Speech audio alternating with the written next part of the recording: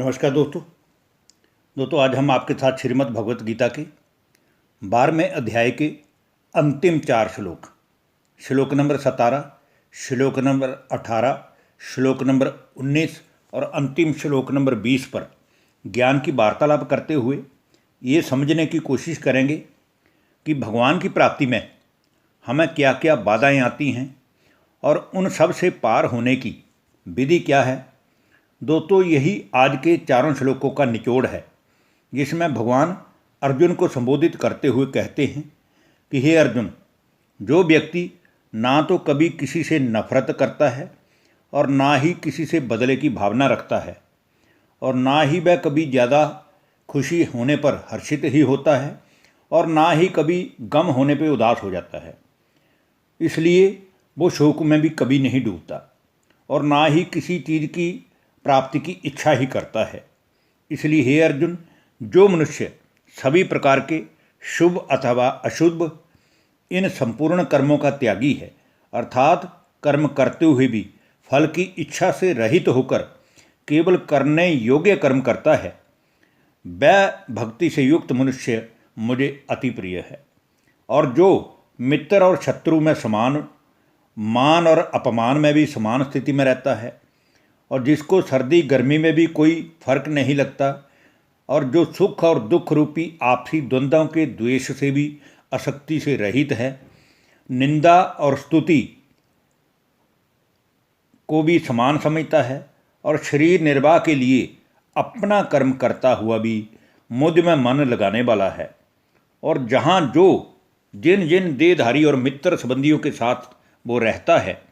उन सब में भी वह मोह और ममता अथवा आसक्ति से रहित रहता है और अपना हर कर्म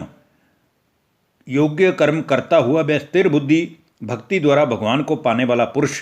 मुझको अति प्रिय है। परंतु जो सच्चे मन से श्रद्धावान होकर और केवल मुझ ईश्वर के प्राण होकर मुझे प्राप्त करने के उद्देश्य से निष्काम रूप से सब कर्म करता हुआ और मेरे ज्ञान को समझता हुआ मेरे धर्म व सत्य के मार्ग पर चलकर अपना जीवन ऊंच बनाने का पुरुषार्थ करता है, हे अर्जुन, वह योगी तो मुझे सभी में से प्यारा है, क्योंकि वो मन से मुझे याद करता है, वह मुझे सबसे अति प्रिय है। अब हम दोस्तों बात करेंगे श्रीमद् भगवत गीता के अध्याय नंबर 12 और श्लोक नंबर 17 की, जिसमें कहा गया है, यो न हर्ष्यति ना द्वेष्टि ना शोचति ना कांक्षति शुभाशुभ परित्यागी भक्ति मान्य स में प्रिय। भगवान कहते हैं कि हे अर्जुन, जो ना तो कभी ही बड़ी ही खुशी भला माहौल आने में बड़ा हर्षित होता है और ना ही किसी से द्वेष रखता है, ना ही किसी के प्रति उसके मन में बदले की भावना है और ना ही जो दुख होने पर अति शोक में डूबता है और ना ही किसी चीज़ को पाने की वो कामना करता है, और जो शुभ और अशुभ इन दोनों संपूर्ण कर्मों का त्यागी है, अर्थात उसे शुभ और अशुभ में कोई उसकी स्थिति पर फर्क नहीं पड़ता, वह भक्ति द्वारा भगवान को प्राप्त करने वाला जो पुरुष है वह भी मुझे प्रिय है। अब हम दोस्तों बात करेंगे श्रीमद् भगवत गीता के श्लोक नंबर 18 अध्याय नंबर 12 की, जिसमें कहा गया है, समय शत्रु च मित्रे च तथा माना अपमान्यो शीतो उशन सुख दुखेशु समय संग विवर्जित है। हे अर्जुन,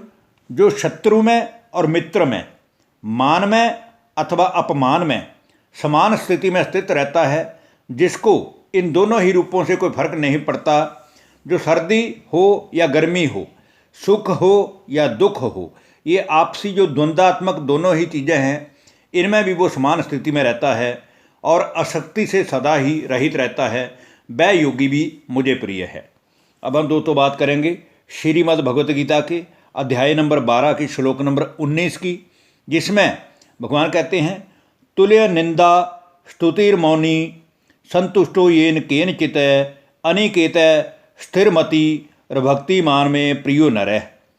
हे अर्जुन, जो निंदा और स्तुति को समान समझने वाला है, जो मननशील है और मन से केवल एक ईश्वर की ही याद में रहता है और जिस किसी भी प्रकार से जो कोई भी कोई कर्म उसको मिला हुआ है उस कर्म को करते हुए वो शरीर का निर्वाह होने में सदा ही संतुष्ट है और रहने के स्थान में वो अपने देहधारी मित्र संबंधियों के प्रति मोह और ममता में या आसक्ति में नहीं डूबा रहता है। वह स्थिर बुद्धि जो पुरुष है वह भी मुझे अति प्रिय है। अब हम दोस्तों आज के अंतिम श्लोक श्रीमद् भगवत गीता के अध्याय नंबर 12 के श्लोक नंबर 20 पर बात करेंगे, जिसमें कहा गया है, ये तो धर्म्या अमृतमिदम यथोक्तम पर्युपासते श्रद्धानाम मत परमा भक्तास्ते अतीब में प्रिया। परंतु हे अर्जुन, जो मन में श्रद्धा रखते हुए योग युक्त पुरुष मेरे प्राण होकर सब कर्म करता हुआ और मेरे ही मार्ग पर, धर्म के मार्ग पर, सत्य के मार्ग पर और ज्ञान अमृत को पीता हुआ निष्काम प्रेम भाव से सभी मनुष्यों के साथ पेश आता है और सभी मनुष्य से एक समान स्थिति से ही बरतता है, वे पुरुष भी मुझको अति प्रिय है। तो आज के इन चारों ही श्लोकों में भगवान ने मुख्य रूप से एक ही संदेश की अर्जुन के द्वारा पूरे संसार को देने की कोशिश की है